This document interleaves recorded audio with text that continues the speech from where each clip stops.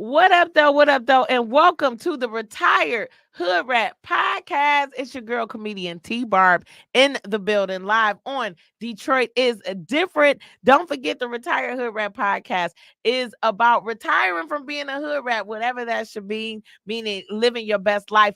But relapse is a part of recovery. So sometimes you might smack somebody when you weren't supposed to. I'm sorry, Retired Hood Rat. I'm working on it. He saw the best in me. We got your co-host in the building, my dog, your guy, Kevin Johnson. I like how black people use God to, but like I slapped him, but he saw the best of me. Our Lord is still working because on me. God, listen, He's still working on me. You slapped because somebody. God will guide your hand back, and He will guide your hand forward. Yes, He will. He will guide your hand. Okay, relapse is part of recovery. We also today we are going to be talking reinventing yourself after incarceration. We have our boy, our comedy brother, one of the industry producer, director, Man, podcast so host, much. Maino in the building. Yeah, y'all right here. Union rep, all kind of stuff, and we are going to be talking about how do you reinvent yourself. Incarceration rate is just so high right now. How do you get out, stay out, and be successful? And Maino has been out for what, 21 years, you said? 21 years. That's a blessing right there. 21 years. You know how many more bids somebody did in 21 years? That's 5 more bids. Oh, Yeah. man. You be looking at my cousins at least. I mean, you know what? Let me not expose the family secrets. I right mean, there. well, I'm third generation. One thing about incarceration, why it's so dear to me, is that I would have been the third generation of incarceration. So my mother and father met in a prison vocational program, a halfway house, they call it. And my grandmother had been in a mental health institution, and my other grandmother was also incarcerated. So I was the first generation to break that third generation of incarceration. So Well, good. As long as you don't slap nobody else, you'll be all I right. mean, man. every 5 years I gotta slap somebody, but as long as I don't get caught. That's the main You're right. thing. You're right. That's what And that's what sometimes Latin. it ain't about what you do. Did you get caught? Yeah, that's what the Latin says. It's only stealing if you get caught. Listen, you know what I mean? Joy Road's finest. Otherwise, just a come up. Just to come up. If this is your first time listening to the show, thank you.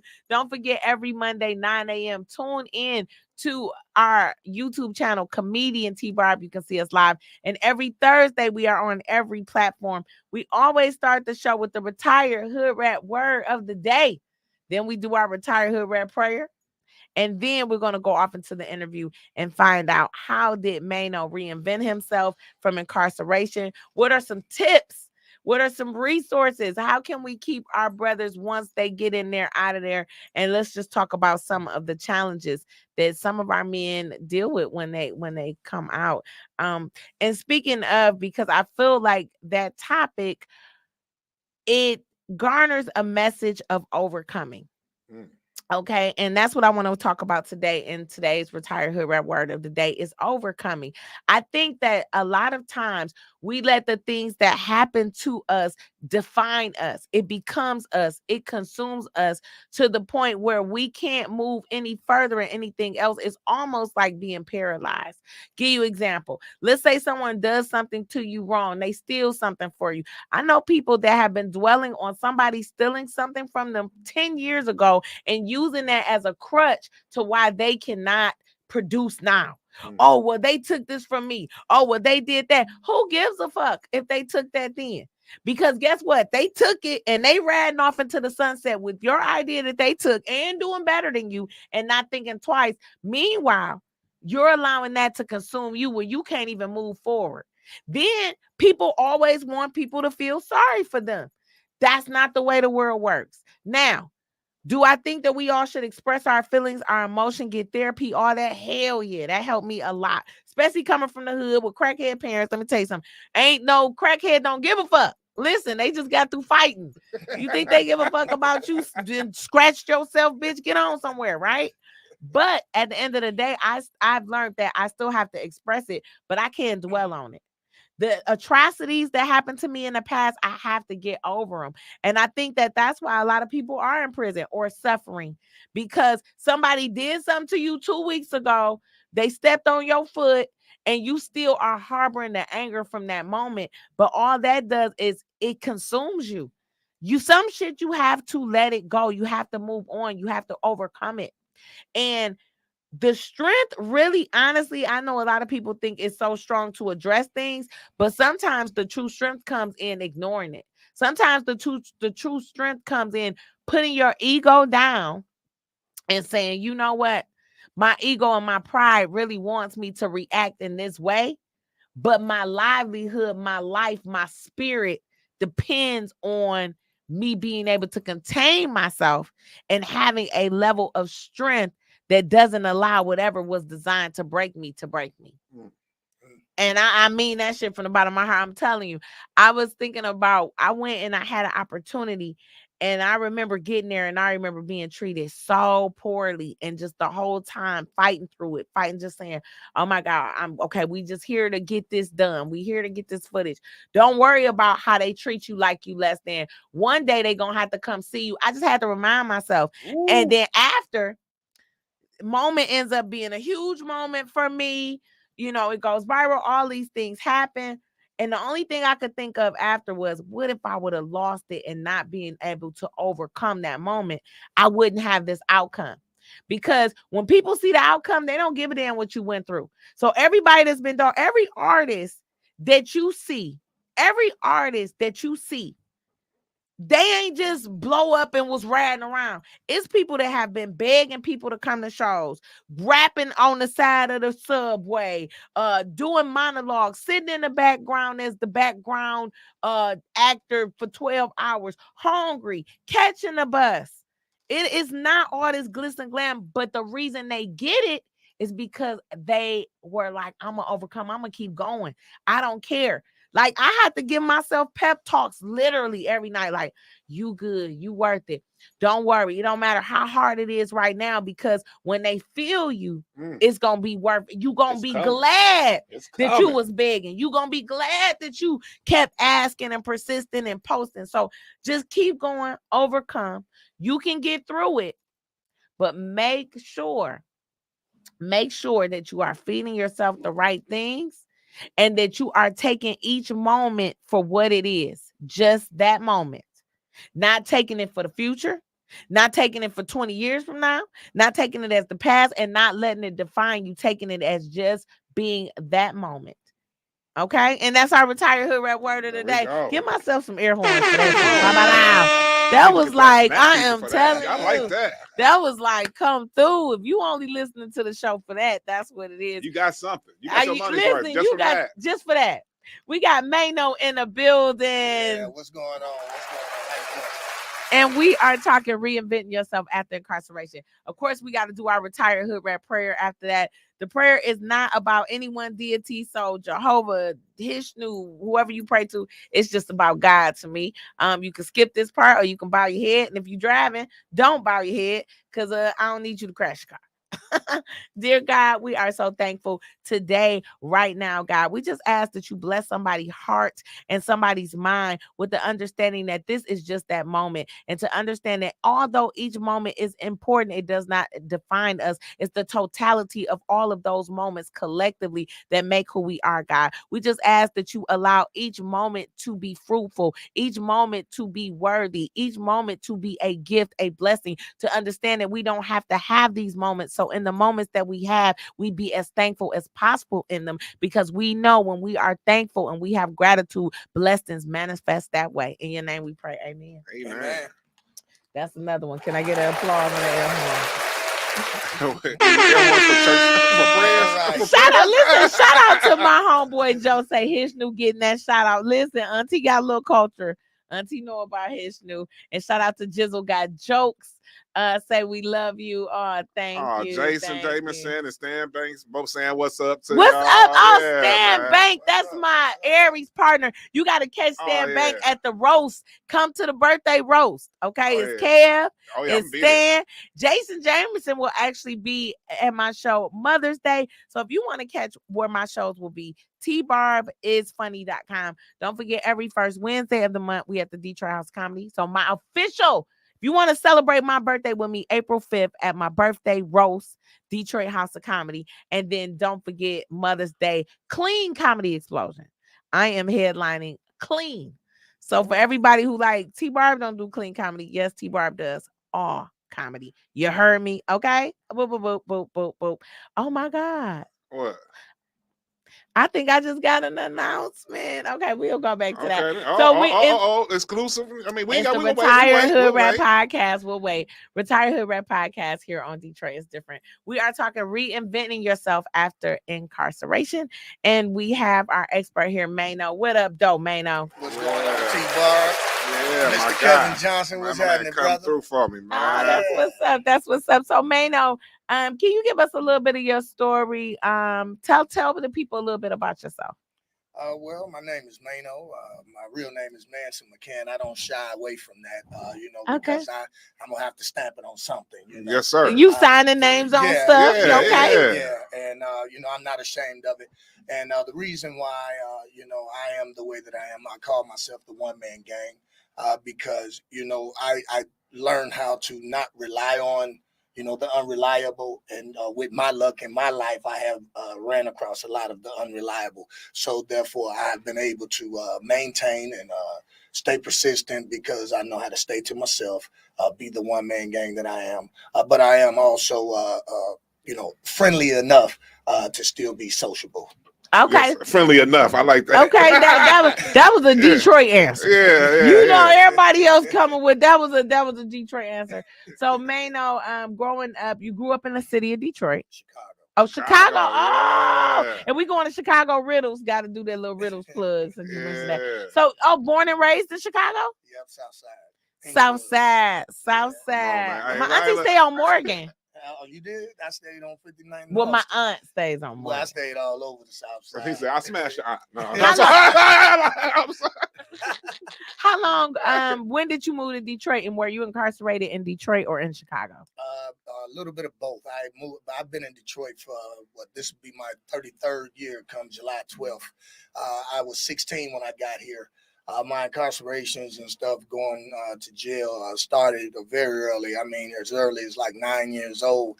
Wow. Just messing around. They, and playing with fire and partially burning up one of the neighbors' garages. They took us down to the police station, and our parents had to come get us. That was embarrassing. And then, it kicked off from there. And then a little bit after that, we climbed into school because the window was open in the summertime. We was running around. They took us down to the police station for that. And then that kind of put it in my head, like we can always go home and get out. That's what grandma was doing. But when I got older and in the late 80s, oh my God, it was different. When the gangbangers was out, people started running around here selling drugs and carrying guns. It was like I was going to the juvenile detention centers at 13, 14, 15 years old. So, being incarcerated there and here. My incarceration here began when I was 17 years old in 1991. So so it seems like basically the portrait that's being painted is that it was kind of almost a cycle. Yes. Started at 9, playing around with fire, went to jail a couple times, and then at 16 you're still so let me ask you this, just to backtrack. When you're 9 and you're at the police station and they call your parents, what is your mom's response? Well, my mother didn't come get me. My grandmother came and got me. Okay. And, it was a typical response. It was the oops upside your head, It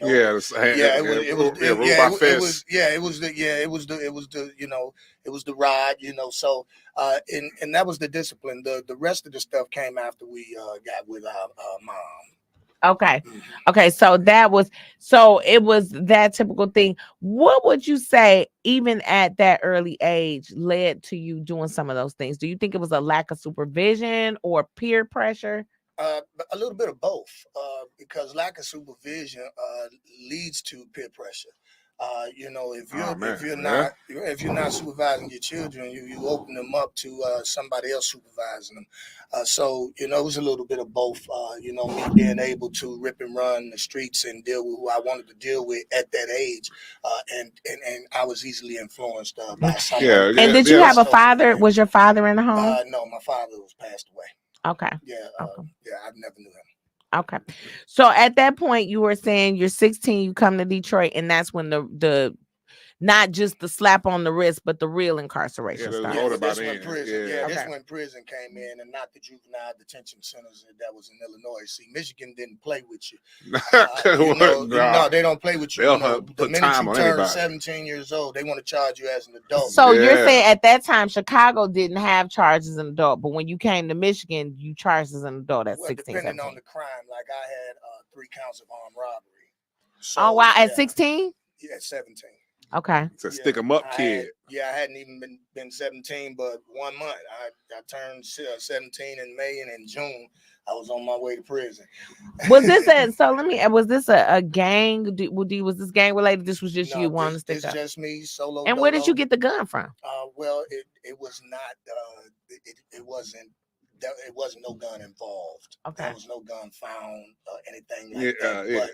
But the way that the statutes were set up, that if I threatened to do harm to you, and as though I had a pistol, Yeah. they didn't have to see one. Yeah, and same thing like if you do like this in a Right, if you bank pull- with the right. gun, like put it in your pocket like you got one, it still counts. Yeah, it still Wow, counts as really? yes, Yeah. because of the appearance of it. So that's why I was hemmed up, and I didn't do I did what 3 years off of that because I took a plea deal. So hold on. Let me backtrack just Yeah. to get a portrait of this. So at 16, 17, you strong arm robbed someone. Armed rob. That's Armed, different. Strong yeah. I arm. thought you said that you didn't have a gun. No. I was charged with armed robbery. That's the difference. I actually was fighting with somebody, and some of their stuff came up missing, and then that's what I'm saying. So it wasn't. So you were charged with something that just right. That's what I'm getting to. Yeah. So you were charged pretty much with armed robbery, and don't get me wrong. As far as legal standards, I may not be saying this correctly, so please, because when I'm thinking strong arm, I'm thinking a purse snatching. Yeah. Which is totally different to me from someone pulling out a gun. So you're being charged like you pulled out a gun over a tussle because you're a young black man without a lawyer. Yes. Okay, let's get to that. Without a lawyer, yeah, we gonna get to. Yeah, you right on. Quarter pointers, boy. Okay, so go ahead. So I want people to understand this journey, because I think a lot of times people just think incarceration is just no. A lot of people are stuck in this rut just based on lack of resources or discrimination. So continue. Well, I'm gonna give you a quicker, a different perspective on that as well, which is the same as what you just said with the lack of resources. See, when I came here, and I'm gonna make this quick, armed robbery. I mean, one armed robbery you can get life with, and I had 3, so I was facing 3 counts of life, basically, at a 17-year-old young man from Chicago who did not have a lawyer. My people didn't, because I was going to jail when I was in Chicago. They figured, oh, well, here he go. They didn't come, bail me out or nothing like that. So I was on my own. So I was forced out of, fear of doing the rest of my life. I had to make a quick decision. So I took a plea deal in order to get those 2 off of me. And then by me being a young man, they sentenced me a 3 to 10. And I did that, and got out. And then that's how the very first time started, but it was a cycle though, so we can continue. I just wanted to let you know. The first time you're incarcerated, you do how long? I do 3 years. 3 years, and then you say you get out, and what happens after that first cycle of incarceration? All right, when I got out, this is when I started working, and I started taking my life seriously, because I knew that the way that my family treated me before I went in there, I said, if I ever get myself in trouble again, I don't want that to happen. So I worked hard. I worked at White Castle and all that. Got my own little house. I did whatever it is that I needed to do. But then I got laid off from this one good job I had. And it was working at a little steel plant.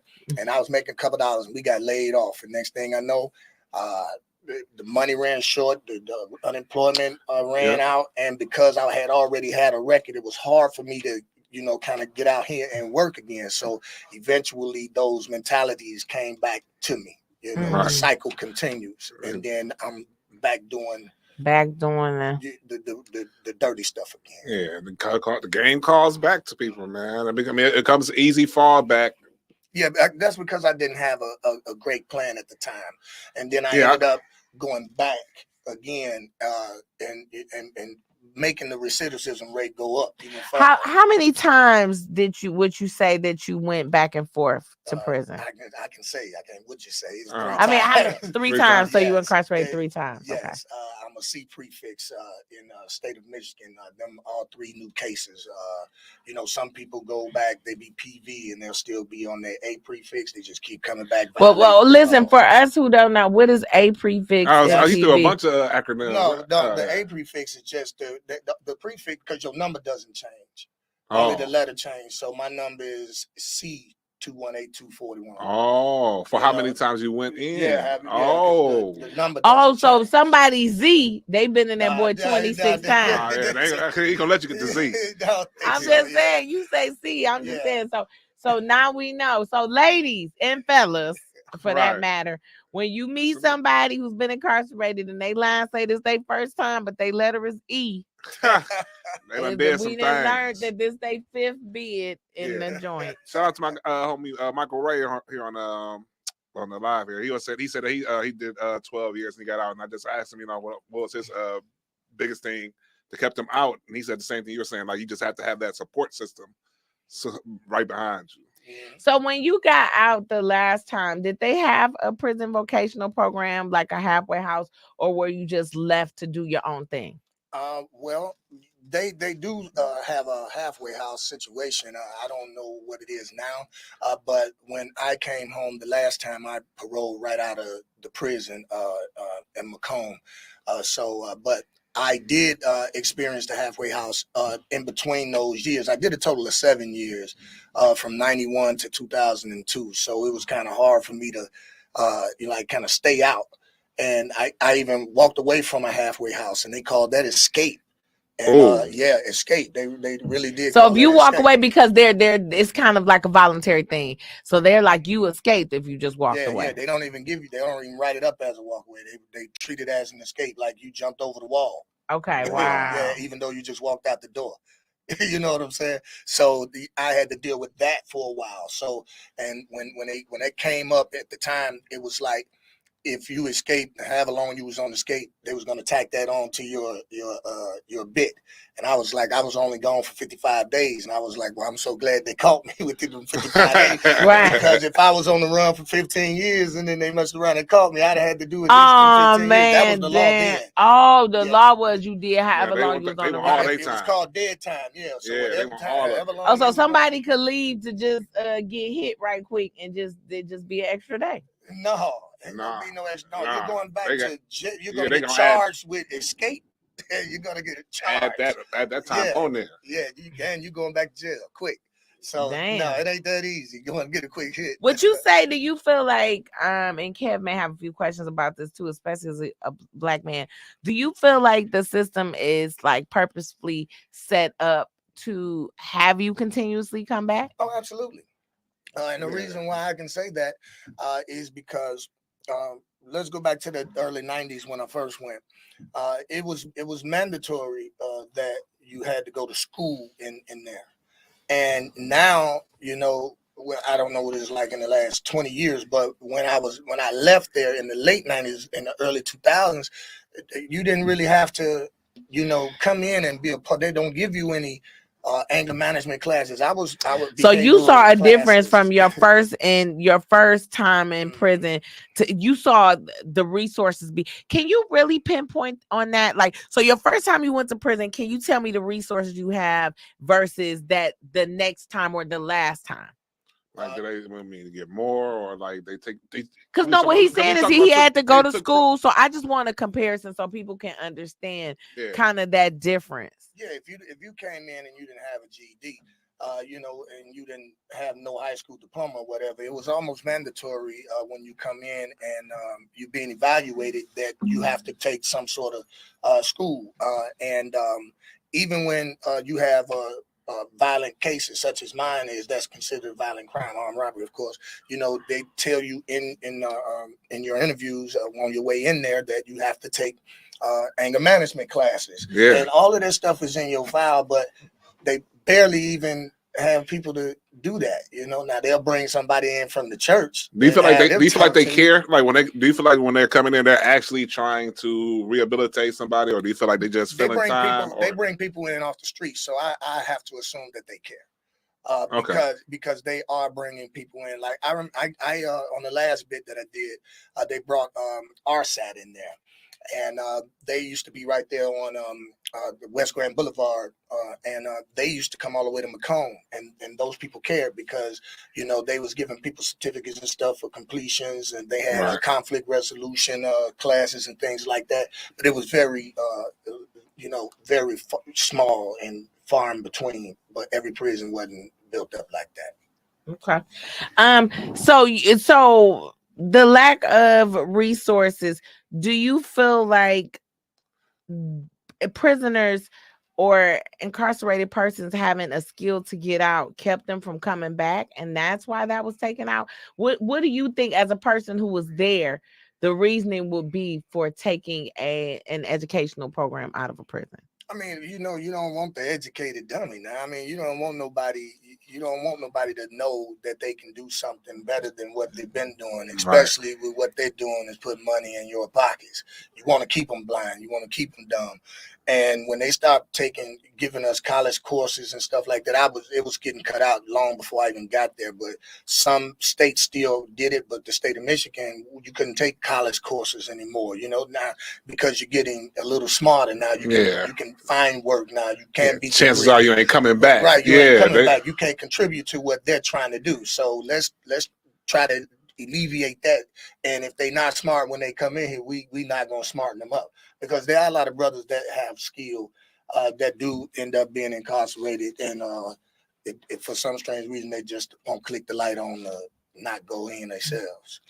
Kev, have you ever been locked up or visited a prison?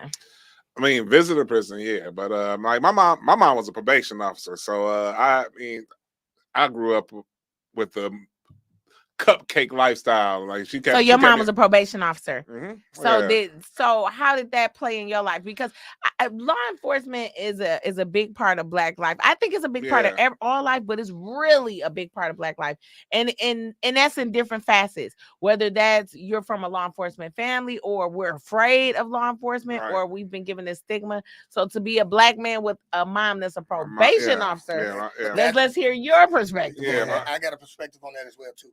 Yeah, that's a contributing factor. It's a lot of my mom. Like I've had my family has had a lot of tragedy in there, and even before, I've had a cousin who was killed by off-duty police officer.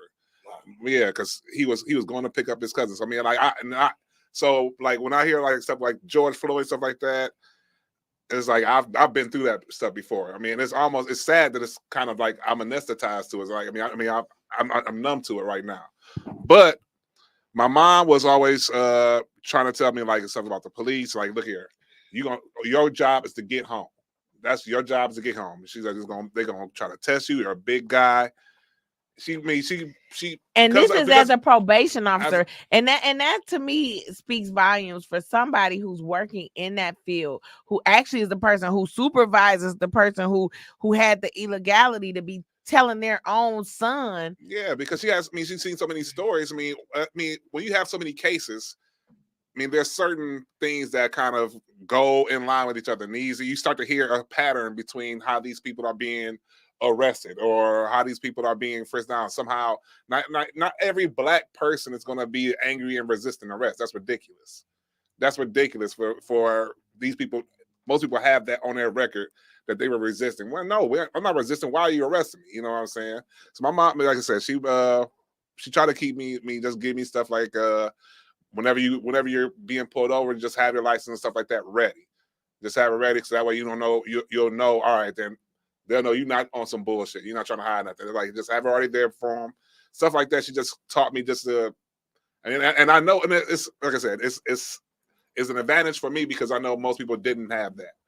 I know most people don't have a probation officer in their corner. But that still is just indicative to say that we know that something is broken, that people that work in that field make my sister's on my live. It's like, your mama was a saint. Yeah. And my little thing about the probation parole officers, that it's with me because I've seen them on both levels. That you have those who, it sounds like his mom, who really care about the inmate that they dealing with, because they see the potential in them. They become counselors to them, not just someone who's supervising them, And then you have those who contribute back to the recidivism rate because they really don't care. They just there to get the check. Yeah. They don't want to work with you if you can't keep one job. You know what I'm saying? If they be like, they be ready to violate you for anything that you do and send you back. So you do have those sticklers that don't want to work with you. They just getting the paycheck. And then you also have the sweethearts sometimes, like he mentioned, like with his mom, that you do see who's willing to work with some of the inmates that they deal with once they come from incarceration. That's interesting. And I used to work for the state of Michigan in Children's Protective Services, Adult Protective Services. My best friend is a probation officer. I have a criminal justice degree, so I definitely understand that. But I've always wondered why, and I watched the documentary the S Word. It's about socialism. I've always wondered why. Well, I don't want to say wonder why because it took me a while. Try to understand why people are so resistant to understanding that your taxpayer dollars really aren't what's keeping these people going. They're making money as well. So, Maino, did you work when you were in prison? Were you assigned a job and were you paid if you did? Oh yeah, absolutely. I was state raised. That's when you in prison by yourself. Wasn't nobody sending me no money. I wasn't. No, I'm serious. I wasn't making no phone calls. You know what I'm saying? Like it would come and go in the first part of my bit, but no, it wasn't nothing serious. So, yes, I was a porter. I worked in the kitchen. I did ground maintenance, and when you're a porter, you're assigned to clean up the unit and the floors, the bathrooms, stuff like that. And I made a whopping $16 a month. Wow. So how much do they pay you an hour? $16 a month. You break that $4 down in hours. $4 a week. So even at a 40-hour, So and most people don't understand this, right? You doing all that work that normally they're getting all this free labor, and they say our taxpayer dollars pay. Really, the prison should be paying the government or paying that's why they build so many more. And I thought I was the kid, man. I thought I was the man when I got in the kitchen. That was a whole $42 a month. Now that was a hell of a come up. If you and you had control over making something better for yourself and all that. Yeah, I did eat what I wanted to eat. You know what I'm saying? So it was pretty cool. And then as far as making a state raise, like I said, when you come from, I'll use a state soap. That's what I was getting, state haircuts. Because the thing is, and they make you buy all of those things, right? I mean, the state stuff, no, you get a big old yellow bar of soap and you on it popping, But as far as your zooms, your whams, your personal soap, your personal lotions you want to buy, you got to pay for all of that stuff. Mm-hmm. That's a lot. So you did your bid, you get out. Why do you? So you've been out 21 years. Give it up for that one more time. What changed on that last time that made you kind of click to you to be like, you know what, I'm not going back. I'm tired of this shit. Yeah. What was that? What was that moment? I just told you. I'm tired of this shit. Here it is. I can't seem to stay out this joint, man, and I'm 28 years old, almost 30, you know what I'm saying? I've been coming back and forth since I was 17. I'm looking at some of these same people that I done been up north with. They back, and everybody looking at me like, what's up, cuz? Like, because we did a bit 10 years ago. You're like, come on, man. I said, I'm tired of living my life like this. I said, I got a plan. I had a plan. It was working. I couldn't stay out, you know what I'm saying? Because of the lack of the resources. But when I got out this last time, I said, you know what? I don't care what it is. I'm going to stay out. I said, I don't care. As soon as I got out, I went to back to one of my old jobs in Dearborn, the steel plant. And they hired me back through the temporary basis. And I rode a bicycle all the way from Buchanan and 28th all the way to Wyoming. Wow. Over there by the Ford and Wyoming Theater. Some plants back there. I rode a bike every day back and forth to work. I caught the bus in the rain sometimes to get there. And eventually I bought me a car within 3 months of me being out. that was a good move for me because now I saw that I can actually do it again. And then once I did that, I started to grow a little bit more, and I ended up, I got saved. Okay. Yeah. One of those church beats. I don't know if I got no church. Yeah, I got to give God his because first I'm of all, Don't you give my Jesus? I was just trying to see what we had, what selection we had. I'm sorry, I thought we might have had something just a little more gospel. Yeah, that's all right. But hand claps for Jesus. Hand claps for Jesus. We can do that. Yeah. So, but once I did that, I started moving into a different part of my life because there were things like what is stopping me from moving forward.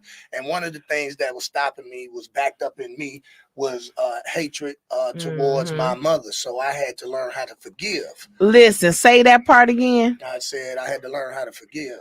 No, but backtrack. Oh, I had hatred towards my mother. I think a lot of people, men and women alike, have a lot of hatred for their parents that lead to other issues, other narcissism, other anger issues. So so could you elaborate a little bit more on that? Like, how did you even get to that? Oh, well, because when we first started our conversation, I told you that, my grandmother was, we was there with our grandmother until I was like 7, 8 years old, and she passed away. And I actually witnessed that. And we moved in with our mama full time, and she hadn't had anything prepared for us, Right. And so she struggled a lot and with drugs and alcohol. I've never seen my mother go to work. We never owned a car. We were poor, like my mother would cut the toes out of our shoes at times when they were growing, in the summertime, and make them kind of like sandals and things like that. And that's real talk. And my mother she was more focused on the drugs and alcohol than her 2 sons. And our house was the small apartment. Our house was the smokehouse. My mama used to have 6, 7 people in our kitchen, just a room away, getting high. You know what I'm saying? So, all of that. And then when my brother got shot in 1989, she neglected. He got shot in the head in 1989. He died in 1992, but she neglected to go see him and stuff like that. She wouldn't. It was a group of people, a group that came and got me and my mama one time and took us to go see my brother. And that's the only time I saw him, when he was in the hospital for the first time, because I was young. I couldn't go unless I was 17 at the time. I wasn't 17 yet. I couldn't go by myself. So I would have to go with my mama, and she wasn't going. And so I couldn't see him like that. So I would have to wait. And then eventually she gave up on me and sent me here. And I was all she had left at the time. I got stabbed and all that. I was running around doing a little gang banging and stuff. And when she sent me here, she left me. She abandoned me from that point. I didn't hear from her for a long time. You know what I'm saying? She sent me $80 one time and didn't send me nothing else. And I didn't hear from my mama for a long time, and I hated her for that. And and because she was not in my face, I could hate her even as hard as I wanted to. Yeah, you didn't have to directly. Yeah. So, did you ever seek counseling for that, or is it like just something that you just you just started to break down yourself? And well, what happened is I had to start going through things myself. I had to, with this going to prison stuff. Like, why am I constantly going to jail? Like, why am I constantly doing this? Well, I struggle with, smoking weed and drinking and stuff like that, getting drunk as a young man, you know what I'm saying? And you getting into mischief like that too. And I'm like, that's part of the reason why, my mama was all jacked up like that. Her head was all cloudy and, full of that stuff all the time, like 24 hours a day. And I had to come to a conclusion with the help of my church. Of course, it was some guidance in there and some counseling. And I literally, I forgave my mother, and in her face, I told her that I forgive her. And she understood. And, right now, me and my mom is cool. That's beautiful. Yeah. That's beautiful. Now but that's a lot to overcome. And what I feel like that brought me to was root. Because a lot of times we like to treat what we think is what we see on the surface, but that's always going to continue to have an issue if you don't get to what the root of the problem is. When you were incarcerated, did you feel like you had a lot of guys you were locked up with that had some of those same root mama daddy issues? I mean, damn near everybody in there, but I didn't. To be 100 with you, I didn't get that close to people. I'm like I am now. I was still, I'm the same. Look, I'll tell you what. The same way people greet me, you know how you greeted me when I just came in. They greet me that way when I walk on a unit. They greet me that way when I walk on a rock. You know what I'm saying? They greet me that way when I walk in the church. Like, so I'm still the same person, no matter what. I didn't cause no problems. I didn't let no problems happen to me. Right. You know what I'm saying? I went in there all by myself. I had to. I was the only one in there from Chicago that I knew. Everybody else was from Detroit. So no, I didn't get that close to individuals to be. We talk. But not at that level. Yeah, no, I tried that one time when I was 17 when I first went to Coldwater, and I thought opening up a little bit would help.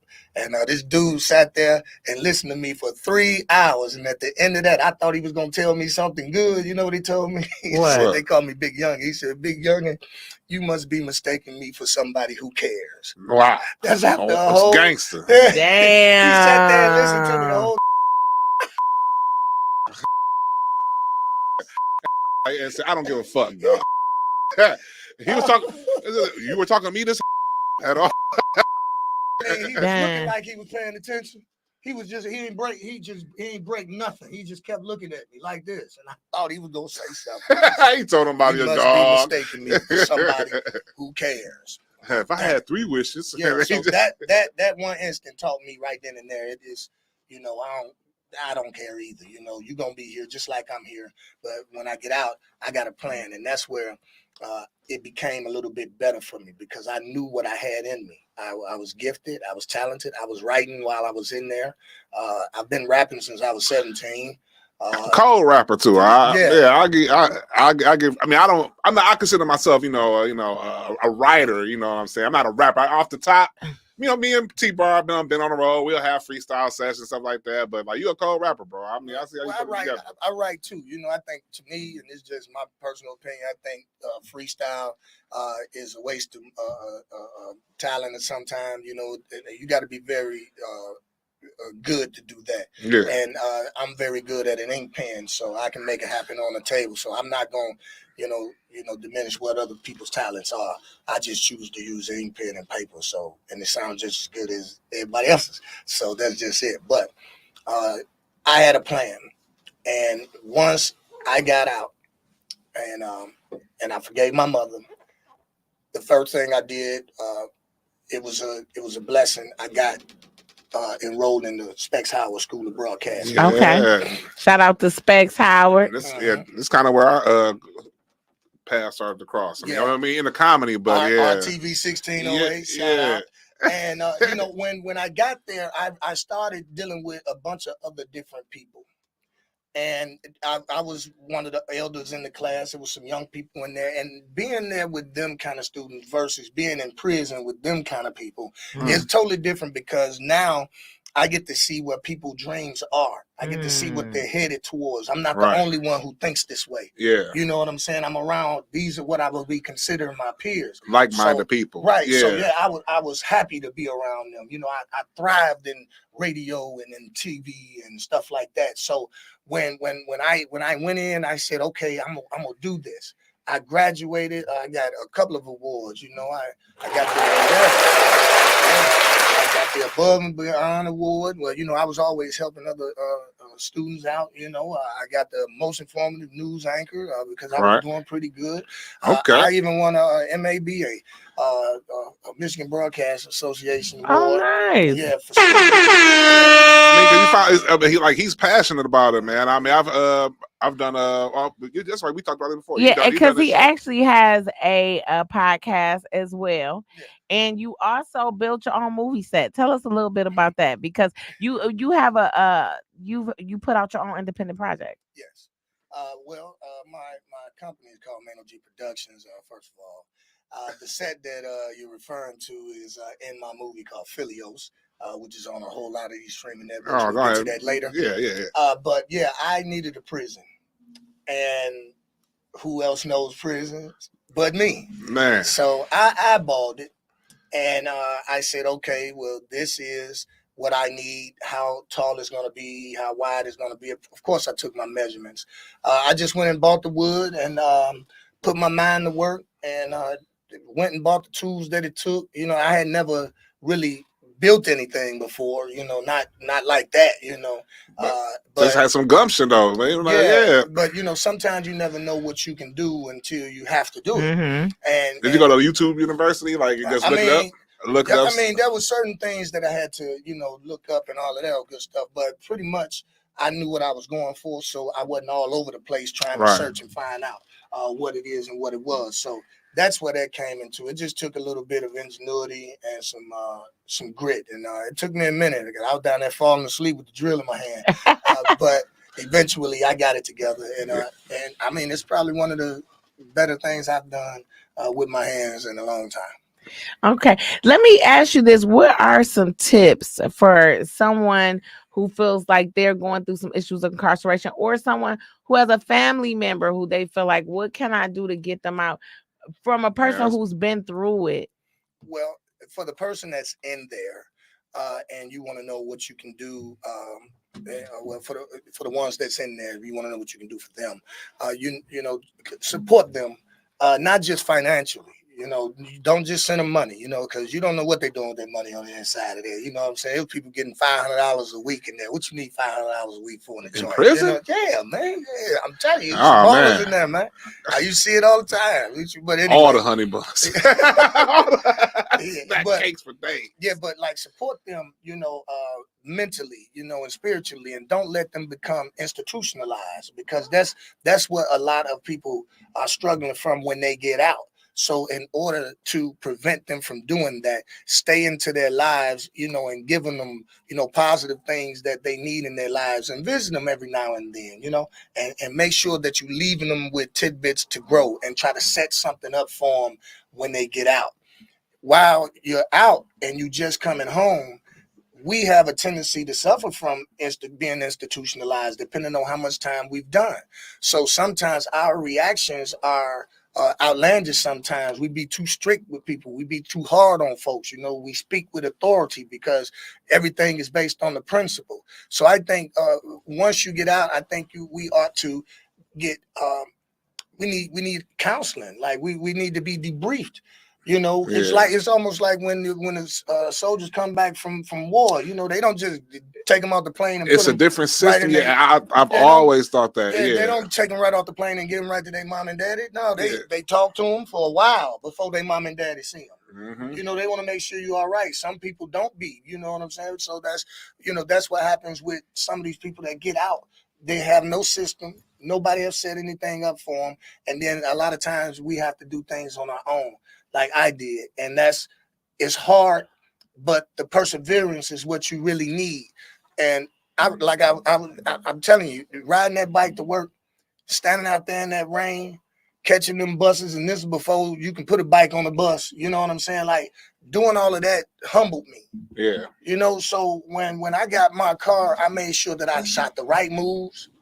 I went to the right places. I had to get rid of some real friends because they meant me no good. Like, why are we friends? Like, why are we really friends? Because we ripping around the streets together. Yeah, you got to change the circle, man. Right, you gotta have people around, like you said, people around you who keep you motivated and going the right way, man.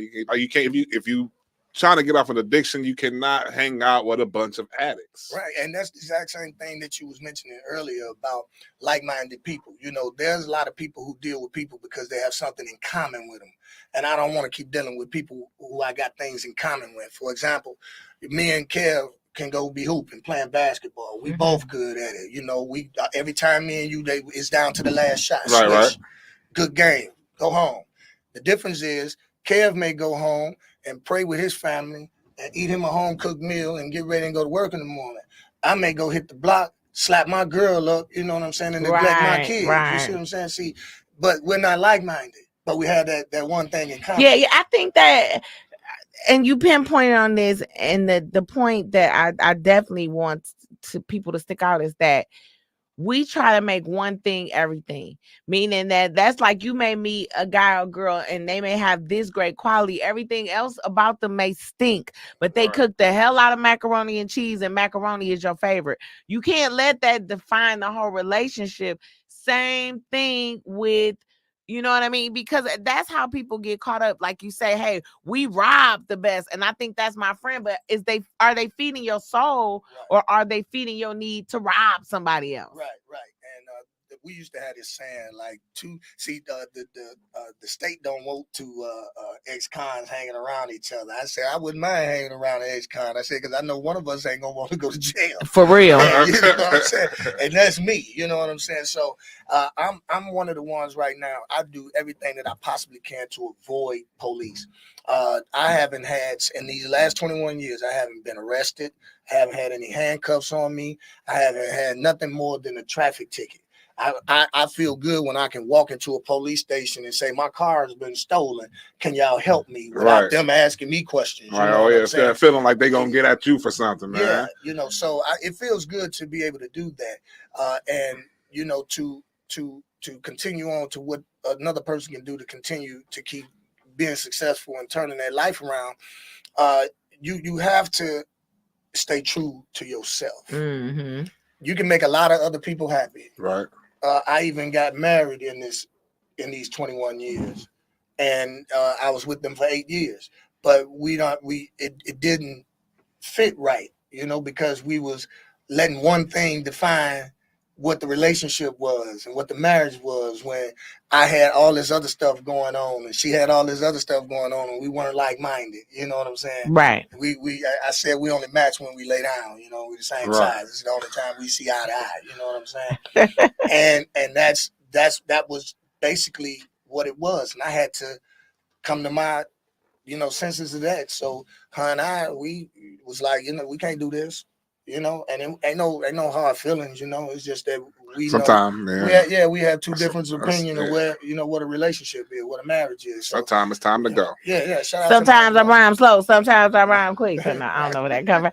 And so that's definitely some good tips. Maino, how can people keep in touch with you, watch your projects, follow you, check out your podcast? Because I'm pretty sure there are some guys and girls today that want to keep up with your journey, especially as an inspiration to how to come out, you know, go in 3 times, come out, stay out 21 years, and also be successful and be popular and still cool in their own right. Because that's a issue for a lot of people who are in that crime lifestyle. If they're not doing crime, they're like, well, I'm not popping, if that makes sense, you know?